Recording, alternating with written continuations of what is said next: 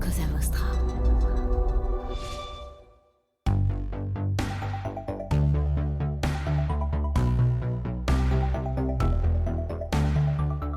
Bonjour, vous êtes sur le point d'écouter un nouvel épisode du Panier, le podcast e-commerce dans lequel on décortique les recettes gagnantes des acteurs du commerce en ligne. Mon objectif est de dénicher avec vous les meilleurs conseils et retours d'expérience pour se lancer et progresser dans la vente en ligne. Acquisition, parcours client, outils, plantage, réussite, apprentissage, on abordera ici tous les sujets sans tabou. Je suis Laurent Kretz, cofondateur de Cosa Vostra, agence de conseil tech et créative. Avec la meilleure équipe du monde en conception, créa, dev et contenu, j'accompagne des boîtes de toute taille dans leur stratégie digitale. Contactez-moi sur lepanier@cosavostra.com, sur LinkedIn ou sur notre site cosavostra.com. Bonne écoute.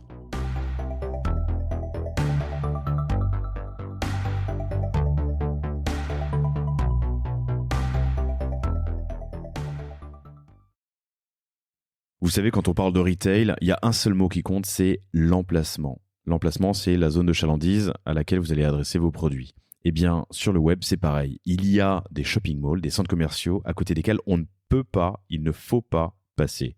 Dans l'épisode que vous allez écouter, je reçois Rakuten. Et Rakuten, c'est quoi ? C'est 15 millions de VU chaque mois et 12 millions de membres du club R, le club Rakuten, ultra fidèles et qui sont incités, de par les outils de fidélisation de Rakuten, à dépenser dans l'écosystème des boutiques disponibles sur Rakuten et même des boutiques en ligne qui sont partenaires du Club R.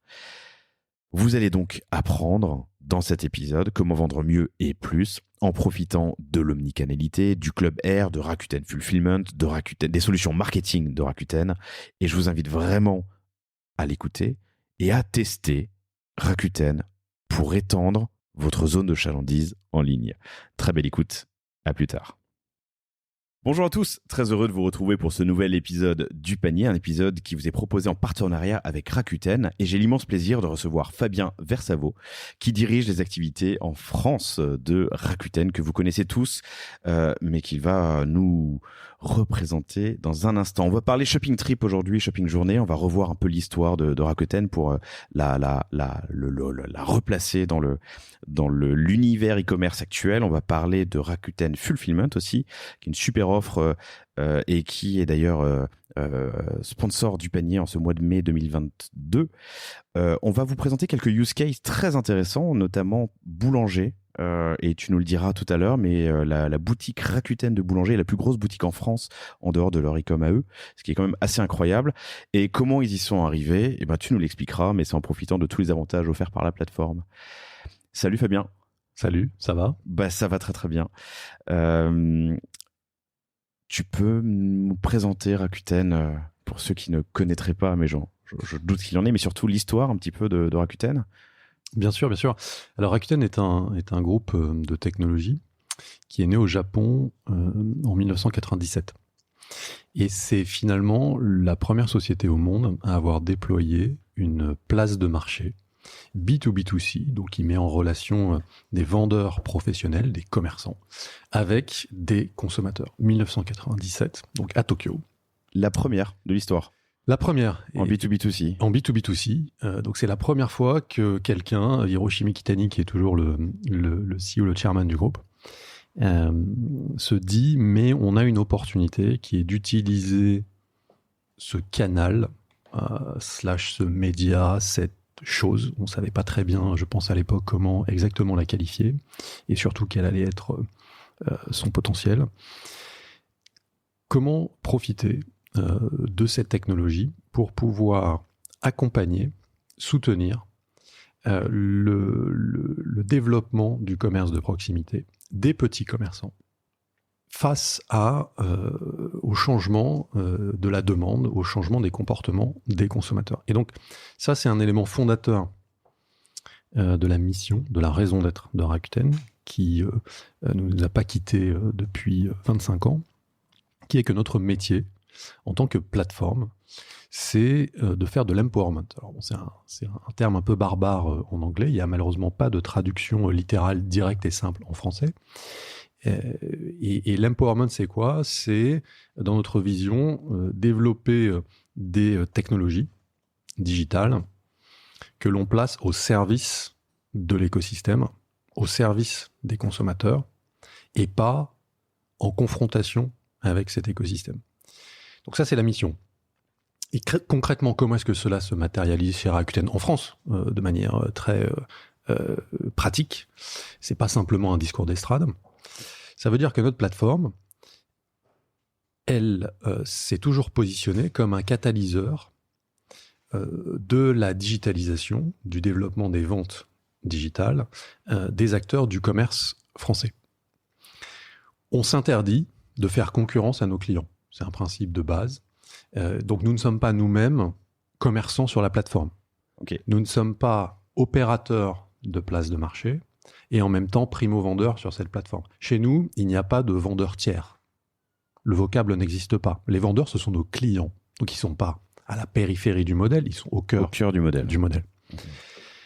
Et donc l'ensemble de ce que nous faisons, finalement, c'est essayer de faire en sorte que l'on n'oppose pas les formes de commerce, un commerce moderne qui s'appuie sur le digital et un commerce historique qui subit cette transformation. C'est l'opposition New Retail versus Legacy Retail. Rakuten, depuis sa création, s'est positionné comme une plateforme à impact positif dans une démarche finalement, on dirait aujourd'hui, inclusive, non concurrentielle, partenariale. Voilà. Et donc c'est ce qui nous a permis, depuis 2016-2017 exactement en France, c'est ce qui nous a permis de, tu en as évoqué quelques-uns de nos partenaires ou de nos clients sur la plateforme, ce qui nous a permis de développer des relations assez proches et en tout cas très centrées sur le business, avec des marques, avec des enseignes, mais aussi avec des milliers de petits commerçants dans les centres-villes partout en France et en Europe. Alors c'est bien l'ambition du panier, c'est formidable, c'est de vous aider, chers auditrices, chers auditeurs, à vendre mieux, à vendre plus, à vendre bien. Et du coup, c'est pour ça que je suis très heureux de te recevoir. 97 e-commerce, commerce de proximité, c'était visionnaire. On était vraiment au tout début et à Tokyo en plus. Il y a des choses qui ont changé depuis 25 ans? Alors, oui, c'était visionnaire. Et en même temps, tu sais, la France et le Japon sont des pays qui partagent énormément de choses, de systèmes de valeurs, d'intérêt pour la nourriture, la cuisine, pour le design, pour des formes d'art, mais aussi en matière de commerce de détail. Et il s'avère qu'au Japon, comme en France, une grande part de la consommation des ménages est assurée par des petits commerçants, des convenience stores qui sont ouverts quasiment H24. Et peut-être même encore plus qu'en France, les Japonais se rendent dans ces magasins quotidiennement, voire même plusieurs fois par jour. Et donc, je dirais, c'est assez naturellement, finalement, que dans cet environnement, l'innovation Internet et la manière dont on va se dire mais comment je vais développer des use cases autour du digital s'est retrouvé à être positionné de façon complémentaire à ce qui existait déjà. Voilà. Donc c'est à la fois par le fait de l'organisation de la société et des modes de consommation, et c'est aussi lié à la culture même japonaise, qui est que, ça je pense que chacun le sait, au Japon, on accorde une grande place à l'équilibre, au temps long, voilà, au respect des acteurs en place. C'est une société qui ne pratique pas à tout crin et ne valorise pas la disruption, le hack, le remplacement, la rupture. C'est une société qui... Et par ailleurs, ça ne signifie pas qu'elle n'innove pas. Le Japon est encore aujourd'hui, je crois, le premier ou le second, la seconde économie, en termes de dépôt de brevets chaque année. Okay. Voilà. Et c'est évidemment une terre d'énormément d'innovation dans le domaine industriel, de l'énergie, etc. Donc c'est un pays qui innove, mais qui en même temps sait placer l'innovation au service de l'écosystème, pour accompagner sa transformation, pour l'augmenter, et non pas pour le déstabiliser et le fragiliser. Et ça, c'est ce qui, je crois, nous différencie profondément d'autres groupes internationaux. C'est que notre projet n'a jamais été de devenir le premier retailer au monde. Notre projet a toujours été, encore une fois, de créer au départ une plateforme d'e-commerce et ensuite un écosystème de services pour pouvoir accompagner la mutation de la consommation et accompagner la digitalisation des commerçants, des acteurs de l'industrie des contenus, des acteurs des services financiers, puisque aujourd'hui le groupe Rakuten englobe plusieurs divisions dans tous ces domaines notamment. D'accord. Donc, en fait, apporter de la valeur vertueuse, c'est ça, dans l'écosystème de vente en ligne d'une marque, d'une enseigne ou d'un petit commerçant. Tu remarques aujourd'hui des différences. Alors, j'essaie d'avoir une vision un peu macro, des différences de consommation et d'approche du marché de Rakuten entre l'Asie, l'Europe, peut-être les États-Unis. Alors oui, c'est-à-dire que Rakuten est une plateforme qui est multilocale. Donc, on est présent dans 35 pays aujourd'hui et le développement du groupe s'est effectué soit par développement organique, soit par des rachats de sociétés dans les différents pays. Donc, avec une culture, encore une fois, d'adaptation au contexte local qui est très développée. On n'est pas dans un business qui est ultra centralisé dans lequel les use cases et les services, les features sont pensés par une toute petite team ultra centralisée en Amérique du Nord ou en Asie et ensuite déclinée et localisée. Pas du tout. En fait, on est sur des modèles où l'ensemble des features, l'ensemble des services, les aspects de business dont on va parler, de notre proposition de valeur dont on va parler, que tu as commencé à évoquer dans l'introduction, sont des éléments qui sont inspirés de la mission, de la raison d'être, de la plateforme corporate de Rakuten, que l'on souhaite cohérente partout dans le monde, en termes de valeur, en termes d'impact sur la société et sur nos partenaires. En revanche, les use cases, eux, sont adaptés évidemment au tissu local. Très bien.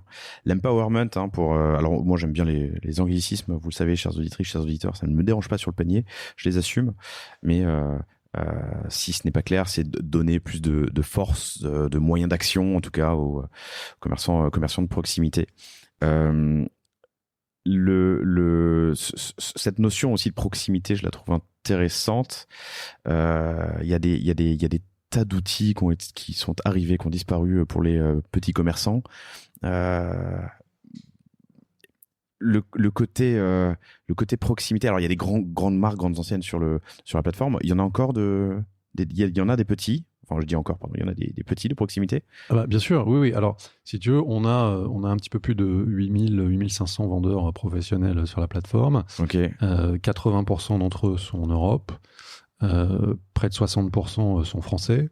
Et parmi ces 60%, la très, très, très, très, très grande majorité, si on les dénombre, sont des commerces qui sont dans toutes les villes en région, qui sont gérés de manière familiale et pour qui, souvent, Rakuten a été le premier partenaire historiquement dans ce qu'on appelle aujourd'hui leur digitalisation. Ouais.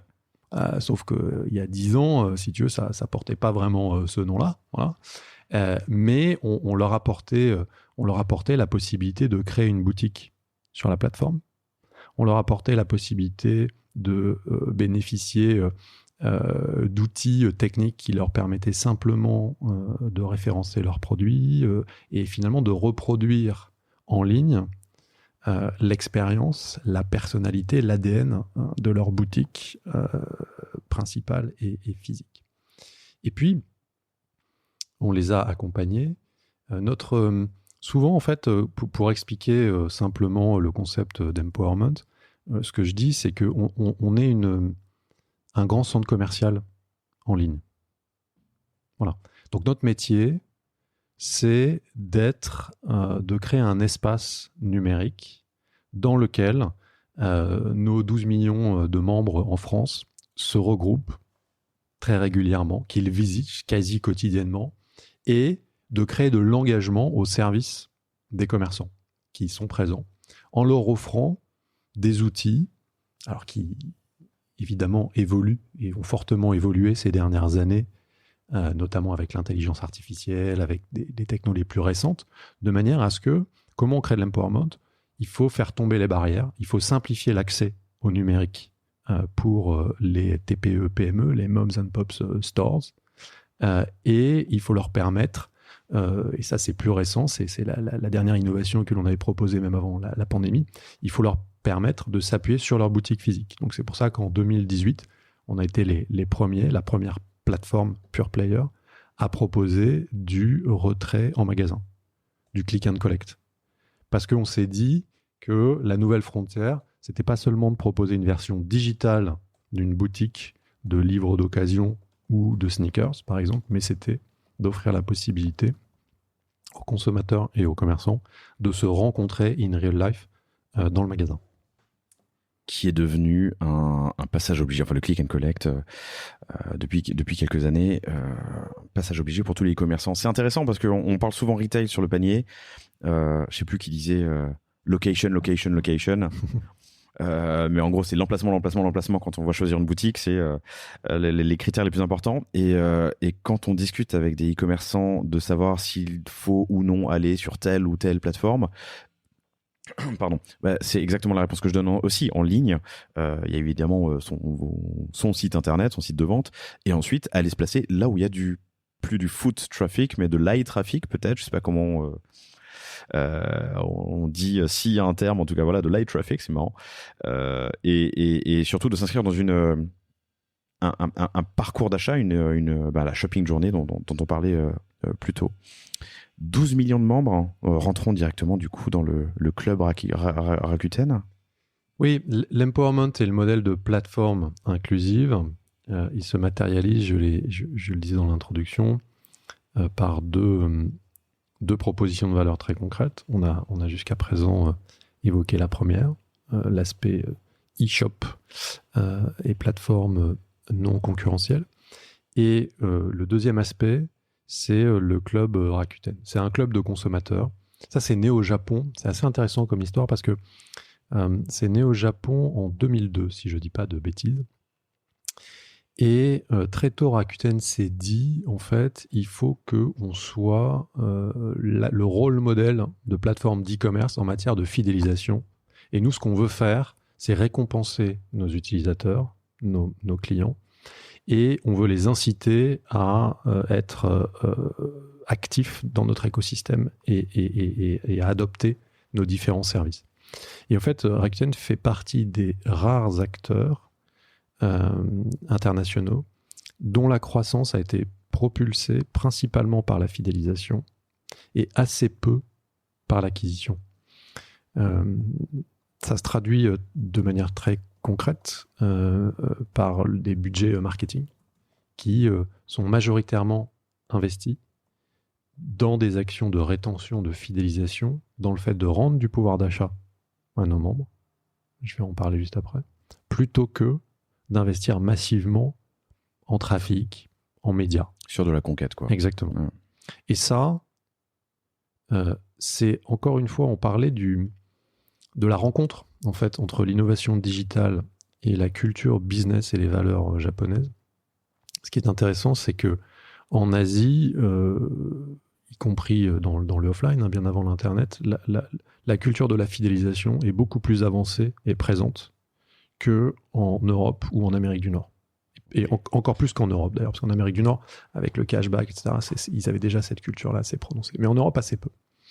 Et donc, à quoi est-ce dû ?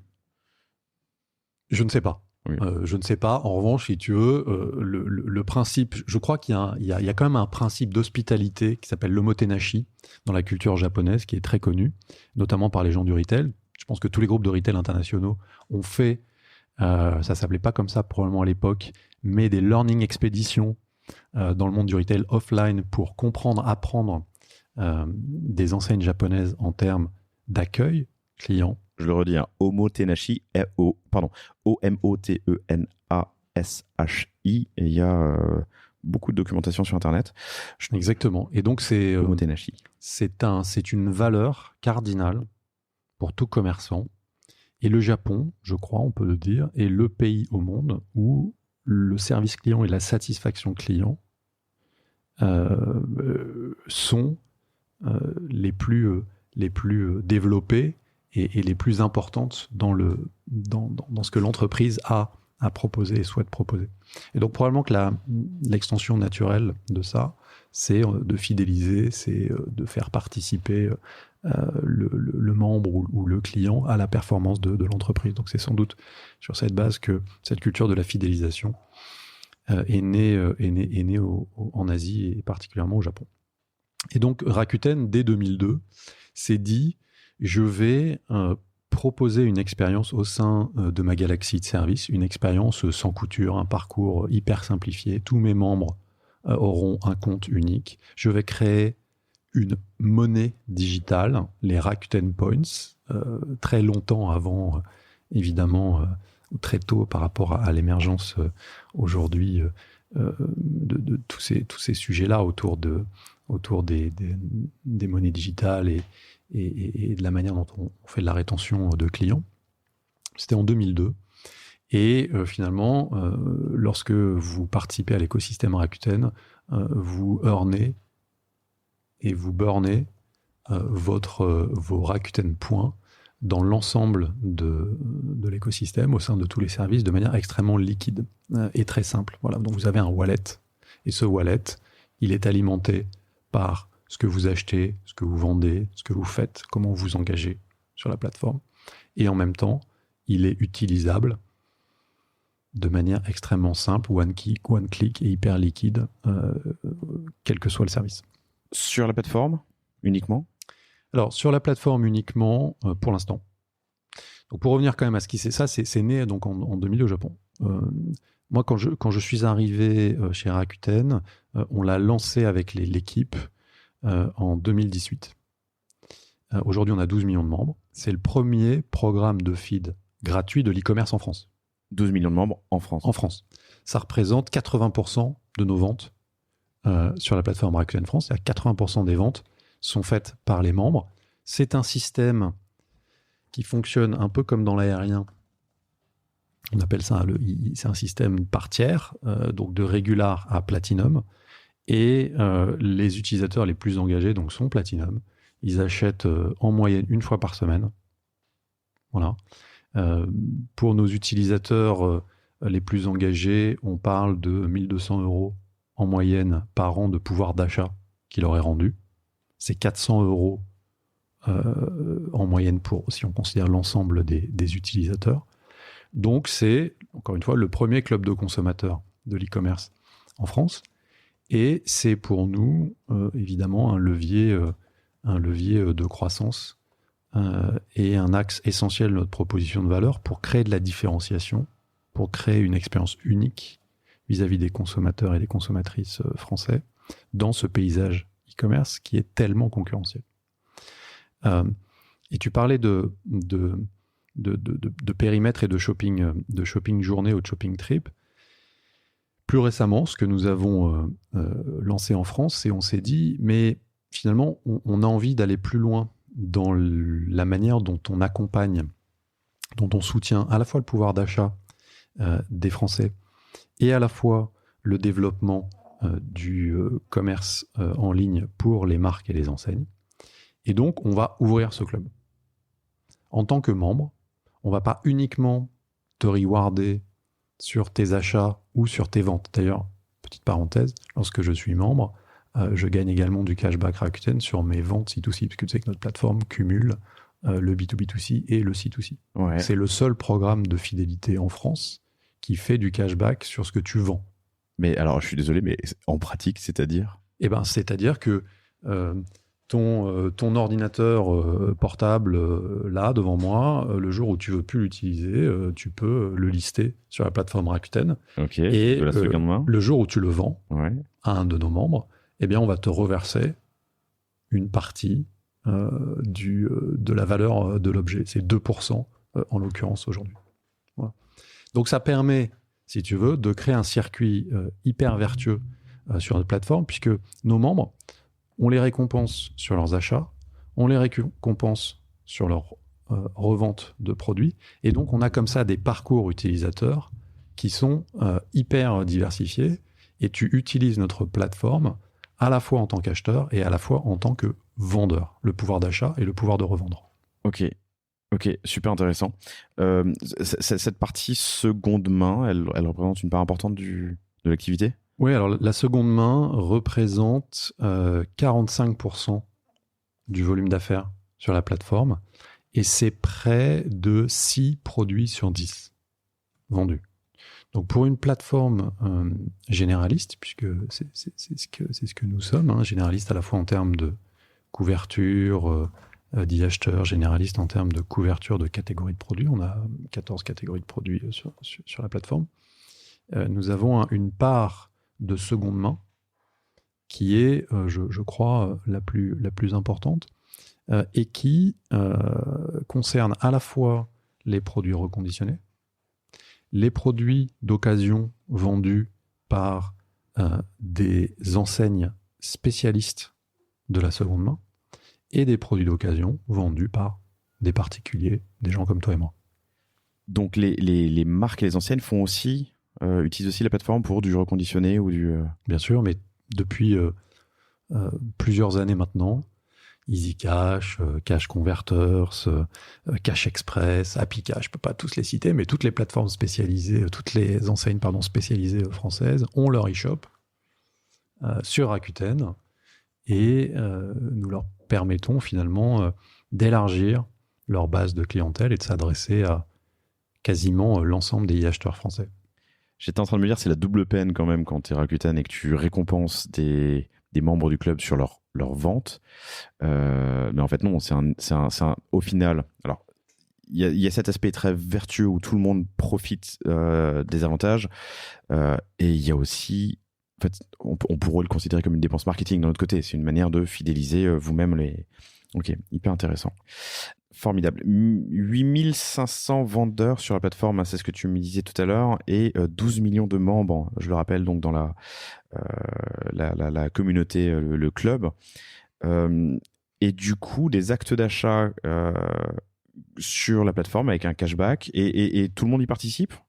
On a le choix. Quand on est, en préparant cet entretien, on parlait de Castorama, on parlait d'H&M par exemple. Oui, c'est ce que j'évoquais rapidement tout à l'heure. En 2019, on s'est dit il faut qu'on aille plus loin dans notre capacité à accompagner les marques et les enseignes et à valoriser le pouvoir d'achat de nos membres. Donc on a ouvert le club et on s'est dit finalement, si vous achetez pas chez Rakuten, eh ben c'est pas grave. On va être le premier club de fidélité qui récompense l'infidélité. Et donc on a développé un produit qui s'appelle le Club Rakuten Everywhere. Pourquoi ? Parce qu'il vous permet de gagner du cashback Rakuten quasiment partout. On a plus de 1600 sites partenaires aujourd'hui. Donc on est une shopping plateforme, on est un compagnon de votre shopping en dehors de Rakuten.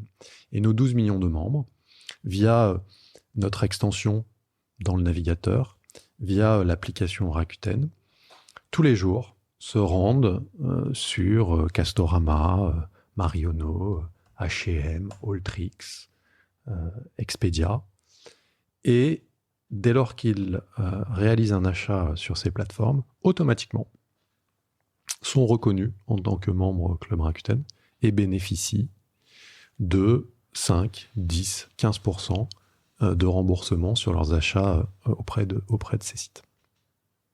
Ok, intéressant. Et du coup, sur le e-com, est-ce que vous avez pensé, est-ce qu'on peut imaginer une carte de fidélité physique que je présente en magasin, que je scanne en magasin ? Alors, on va pas matérialiser.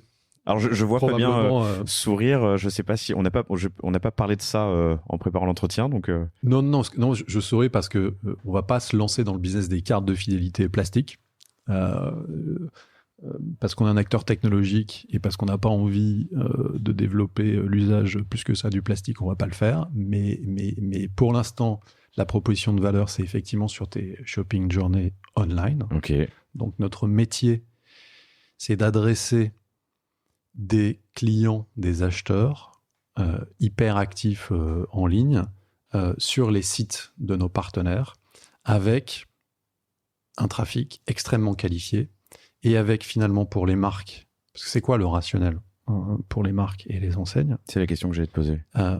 C'est qu'aujourd'hui, quand je veux faire de la croissance marginale en ligne, j'ai mon site d'e-commerce, je travaille mon SEO, je travaille mon influence, bref, tous mes canaux.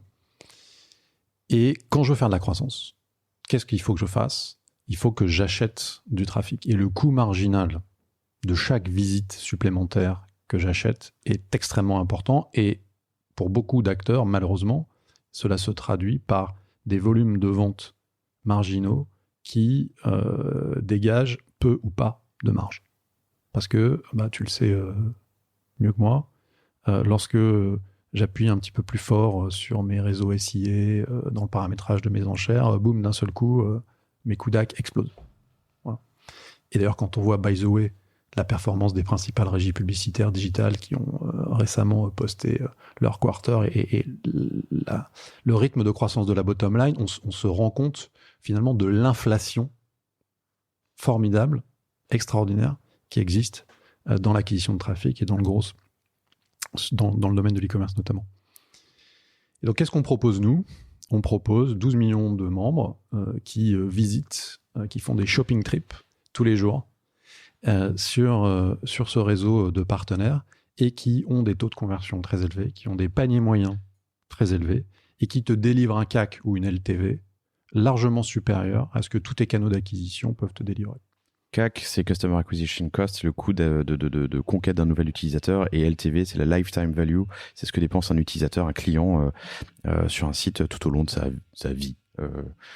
Voilà. Exactement. Ouais.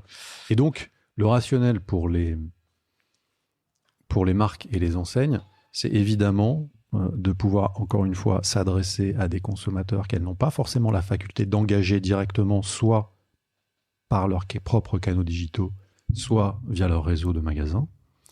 Et effectivement, moi, ce que j'invite toutes les marques ou toutes les enseignes qui nous écoutent et leurs équipes marketing, c'est à comparer les KPI que tu viens d'indiquer, donc les coûts d'acquisition ou les taux de marge, l'ARPU, etc., de comparer. Et en général, quand ils comparent, ils sont plutôt très contents.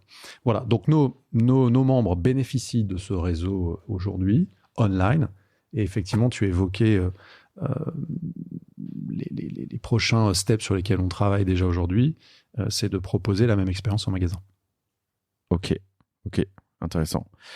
Comment bien utiliser la communauté si demain je suis commerçant et que je m'inscris et que je veux vendre, donc je créerai ma boutique sur Rakuten. Quelles sont les pistes, comment bien vendre avec Rakuten? Alors, ce qui nous caractérise également, on parlait d'Omotenashi tout à l'heure dans la culture japonaise. Rakuten est une société qui est présente en France depuis une dizaine d'années, un petit peu plus. Nous avons fait l'acquisition de quelques startups françaises. Nous avons développé des équipes et des nouvelles BU pour pouvoir proposer des services, d'ailleurs pas qu'en France, hein, le centre européen de R&D, le lab en IA et en Big Data pour l'Europe est basé à Paris. Donc toutes ces équipes travaillent au service de nos clients, les commerçants. Donc ça veut dire quoi? Ça veut dire déjà que lorsque je suis une marque, une TPE, PME ou une grande enseigne et que je veux accélérer mes ventes en ligne au travers d'un partenariat avec une plateforme, on est aujourd'hui la seule plateforme qui a cette proposition de valeur, qui est 100% compatible, non concurrentielle avec les marques et les enseignes, je le répète. Donc quand ils viennent nous voir, ils ont la bonne surprise de rencontrer des gens sympathiques qui sont à Paris.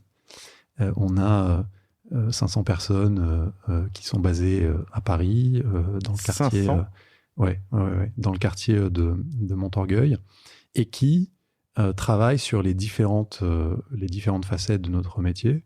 Et il y a une part importante de cette équipe qui est dédiée aux commerçants. Donc quand vous nous contactez, c'est pas un chatbot, C'est pas un formulaire. Vous parlez avec un e-commerce consultant. On appelle ça chez nous les ECC, e-commerce consultant.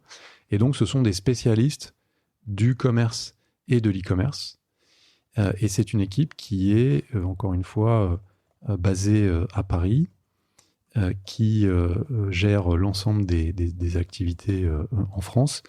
On a 30 nationalités, donc c'est une équipe qui est en mesure d'accompagner... multiculturel et multilingue. Exactement, et qui accompagne tous les commerçants, quelle que soit leur géographie. Et puis, évidemment, ensuite, il y a tout un travail d'onboarding, d'accompagnement que l'on veut et que l'on souhaite le plus flexible et le plus simple possible. Nous avons beaucoup investi ces dernières années sur des intelligences artificielles dans la gestion du catalogue, dans la gestion de vos listings, de manière à abaisser au maximum les barrières de complexité, notamment vis-à-vis des TPE, PME. Au moment du Covid, on a travaillé très vite pour pouvoir simplifier l'accès. Et du coup, on se branche sur la plateforme ou on crée son catalogue sur la plateforme. Est-ce que j'imagine qu'il peut y avoir une question qui est de la cannibalisation de son propre e-com ou de ses canaux existants? C'est un vrai sujet. Lorsque, avec l'équipe, nous avons décidé en 2017, début 2018, de complètement déployer et adapter le modèle de Rakuten, cette plateforme et sa proposition de valeur, en France, puisque Rakuten était présent, mais de manière un peu dispersée avant cette date. On s'est dit, d'abord, on va aller pitcher les enseignes. Donc on a fait le tour des principales enseignes. Alors beaucoup ne souhaitaient pas forcément nous recevoir à cette époque. Et celles qui nous recevaient, pour beaucoup, elles étaient sceptiques, pour le moins, sur effectivement la complémentarité des business et sur notre capacité à, dans les faits, délivrer de la croissance. Mais de la vraie croissance, de l'incrémentalité. Pas de transférer, oui, pas de transfert, cannibaliser. c'est ça. Et il s'avère que ce sont les équipes de boulangers, en fait, dès 2018, qui ont été les premières à nous faire confiance et à dire, OK, nous, en fait, on a envie de tester votre approche et on a envie d'y aller. Et on va mesurer très précisément ce que cela implique pour nos propres canaux digitaux. Et donc, c'est comme ça que l'histoire a commencé.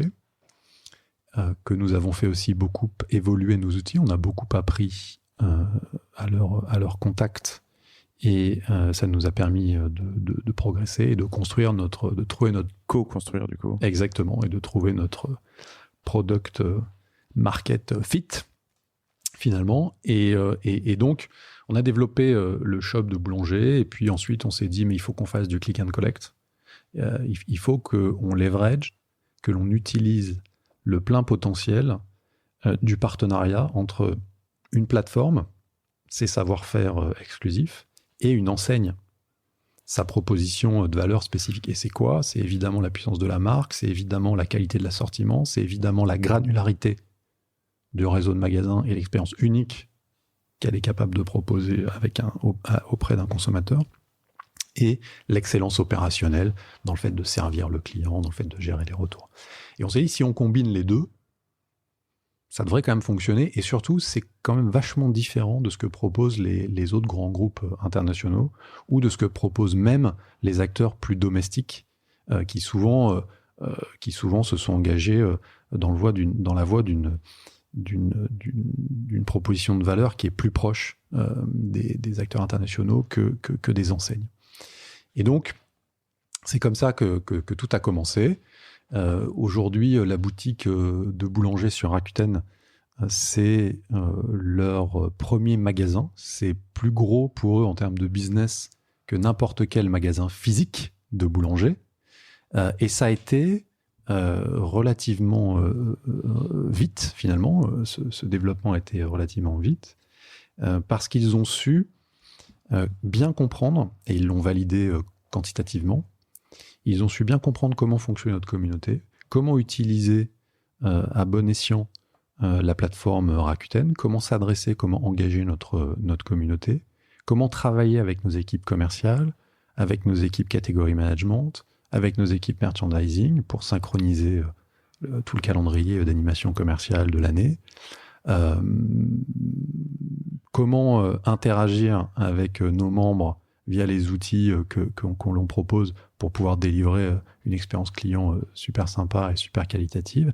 Et très vite, ils ont été en mesure de connecter nos API à leurs API de retrait en magasin, si bien que nos membres sur la plateforme Rakuten avaient une expérience géniale, et ils ont toujours d'ailleurs une expérience géniale, c'est qu'en temps réel, ils visualisent les disponibilités des produits des différents magasins boulangers. Tu passes ta commande sur le shop boulanger sur Rakuten, et 30 minutes après, tu te rends dans le boulanger le plus proche pour retirer ton produit. Donc c'est une expérience d'in-store pick-up qui est hyper rapide, qui est hyper fluide, qui te permet de t'affranchir de frais de livraison accessoirement, qui te permet, quand tu es un consommateur responsable et sensibilisé, de ne pas avoir à prendre ta voiture forcément ou te faire livrer un colis, mais de toi assurer le dernier kilomètre, le last mile. Et dans les études d'ailleurs que l'on a faites, je crois que c'est plus de 70% des consommateurs qui utilisent ce mode de retrait assurent le last mile avec un mode de transport décarboné. Ok. Donc c'est hyper intéressant en plus en termes d'impact. Attends, l'utilisateur, le consommateur, c'est ça? Ok. Oui, absolument. Se rend en voiture électrique, en vélo, j'en sais rien. Exactement. Exactement. Intéressant. Donc ça, c'est un bénéfice induit qu'on n'avait pas imaginé. Ouais. Et ensuite, le deuxième KPI qui souhaitait mesurer, enfin qui n'était pas le deuxième, qui est le premier en l'occurrence, celui que je viens de citer, n'avait pas été identifié dès le départ. Le premier KPI, c'était la cannibalisation. C'est ce que tu disais, c'est quel va être le pourcentage de clients que je connais déjà. Et en fait, il était très très faible. C'était de mémoire au début du single digit. Donc en fait, ils se sont rendus compte... Moins de 10. Ouais. Pardon, Non, pardon, excuse-moi. Ils se sont rendus compte que la majorité des clients étaient des nouveaux clients. Étaient des gens qui ne se rendaient pas, qui n'avaient pas acheté récemment sur boulanger.com.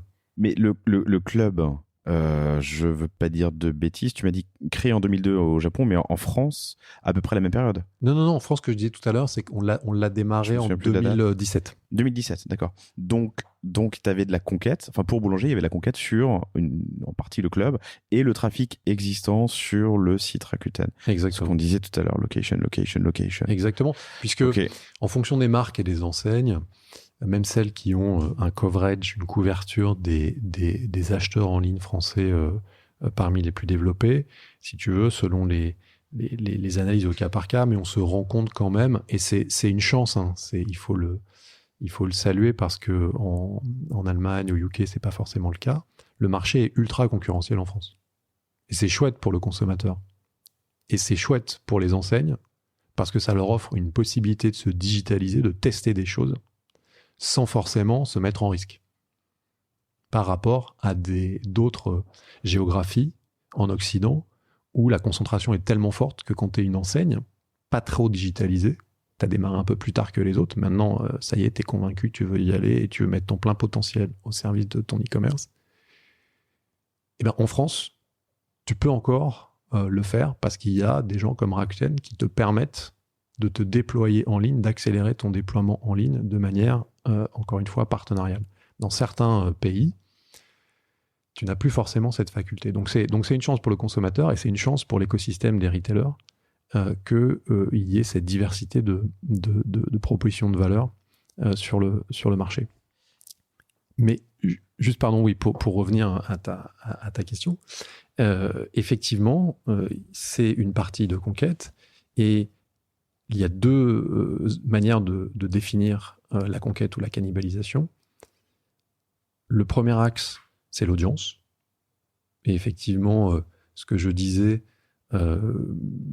les données médiamétrie nous permettent d'objectiver vis-à-vis des marques et des enseignes la part des audiences sur nos plateformes qui sont indépendantes de la part de leurs audiences. Et on se rend compte que eh bien, généralement 30, 40, 50% de nos visiteurs uniques tous les mois ne se rendent pas sur les sites de nos partenaires, donc ce qui leur permet d'élargir leur reach.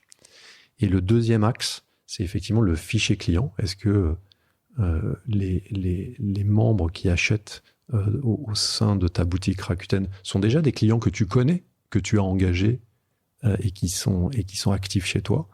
Et encore une fois, dans l'exemple de boulanger au départ, mais c'est vrai aujourd'hui avec Micromania, Pickwick Toys, Ubaldi, Feu Vert et j'en passe, le potentiel de recrutement client est l'axe principal qui aujourd'hui nous permet de développer nos relations avec ces enseignes. Alors, 12 millions de membres sur le club, mais encore plus de visiteurs uniques tous les mois, c'est ça? Oui, c'est ça. Alors, ça oscille selon la saisonnalité entre 11, 12, 13, 15 millions de visiteurs uniques. De visiteurs uniques. Donc, profitez de la possibilité et la facilité de créer une boutique, des 500 personnes à Paris qui peuvent me répondre, des ICC, les e-commerce consultants, et donc des experts qui peuvent m'aider à vendre. Profiter du club, j'en ai parlé, du click and collect, et il reste plusieurs outils. Une fois que j'ai mes produits sur la plateforme, il faut potentiellement les mettre en avant. Vous avez des solutions de push marketing. Enfin, je dis push, pardon, c'est le mauvais terme parce que ça veut dire autre chose, mais des solutions marketing en tout cas à disponibilité des e-commerçants et le système de fulfillment de log. Est-ce que tu peux nous en parler? Oui, alors une des raisons pour lesquelles Boulanger et les enseignes sont aussi intéressés par notre proposition de valeur, et c'est quand on l'a formulé, évidemment, on a pris en compte leurs contraintes et leurs objectifs, c'est que le club Rakuten et les Rakuten Points, donc notre monnaie virtuelle, notre système de cashback, en fait, on l'a ouvert et aujourd'hui, lorsque je suis une enseigne, je peux abonder, je peux participer aux campagnes. Donc ça me permet finalement de proposer aux membres Rakuten des avantages conso, des offres commerciales qui sont cohérentes avec celles que je peux réaliser par ailleurs dans mon réseau. Et ça permet aux marques et aux enseignes de ne pas se focaliser systématiquement sur la remise et le prix. Si, imagine, tu as dans ton entrepôt des références de produits dont la rotation, le rythme de vente ne te satisfait pas, qu'est-ce que tu fais? Tu peux utiliser la communauté de Rakuten, tu peux abonder, mettre en place, je ne sais pas, 10% remboursé sur telle référence de produit, et uniquement celle-là, pendant une semaine, et tu regardes l'élasticité. Et ça te permet, encore une fois, de conserver tes marges, mais d'assurer en même temps la rotation, ton objectif de rotation de tes produits. Et on sait à quel point, dans le modèle d'une enseigne, c'est un paramètre essentiel. Donc, évidemment, comme tout le monde, mais je ne vais pas y revenir, notre plateforme propose des systèmes et des services publicitaires de sponsoring de pages, de sponsoring d'animation commerciale, de sponsoring de mots-clés, de recherche, etc. Donc oui, mais en revanche, ce qui nous singularise, c'est cette capacité à engager la communauté en utilisant les Rakuten Points et en participant à la générosité. Voilà. Et le deuxième aspect que tu as évoqué, qui est un service que nous avons lancé il y a peu de temps, sur lequel on travaille en POC depuis un peu plus d'un an, c'est Rakuten Fulfillment Network. Évidemment, la maîtrise du fulfillment, de toute la chaîne post-prise de commande, c'est un élément essentiel du succès, de la satisfaction client dans le domaine de l'e-commerce. Historiquement, nous l'avions adressé au travers du click and collect, en le proposant de manière simplifiée et gratuite pour les enseignes et pour les petits commerçants. On est passé rapidement tout à l'heure, mais pendant la pandémie, aujourd'hui, il y a plusieurs milliers de commerces en France qui offrent le retrait dans leur magasin et qui accueillent à nouveau du public, des consommateurs, après des achats sur leur e-shop Rakuten, alors que le trafic dans leur magasin était quand même pas dans une dynamique de croissance ces dernières années. Avant même la pandémie d'ailleurs, souvent parce que la congestion dans les centres-villes ou les difficultés d'accès dans les centres-villes pénalisent le commerce de proximité. Mais ça, c'est un autre sujet. Donc, on a beaucoup travaillé, nous, sur cet aspect-là. Et depuis un an, on a souhaité proposer un modèle de plateforme appliqué à la logistique, au fulfillment. Ça veut dire quoi ? Ça veut dire que comme nous faisons de l'empowerment pour les commerçants et les marques, on en a parlé, nous ne nous plaçons pas en concurrence avec elles, eh bien, pour le fulfillment, nous avons conservé la même philosophie, la même approche.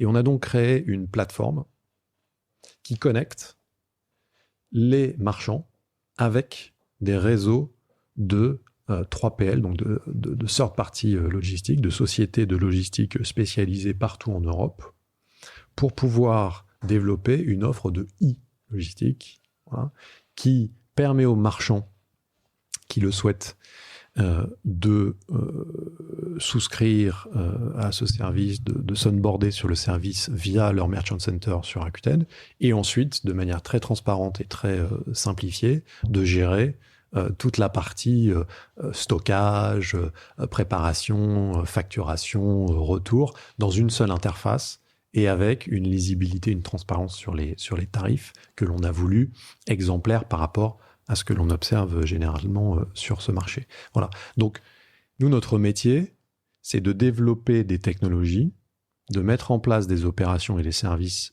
qui simplifient la vie des commerçants et qui, en même temps, on fait toujours de l'empowerment, apportent du business aux acteurs logistiques existants. On n'est pas là pour les concurrencer. On a vu, on a observé que en Europe de l'Ouest notamment, il y a une formidable richesse d'offres en matière logistique, et d'innovation.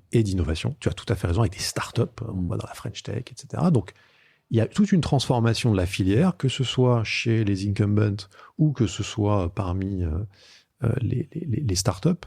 Et donc, on s'est dit, en fait, qu'est-ce que nous, on apporterait de plus à exercer une pression concurrentielle ? En fait, je pense qu'on saurait moins bien le faire qu'eux.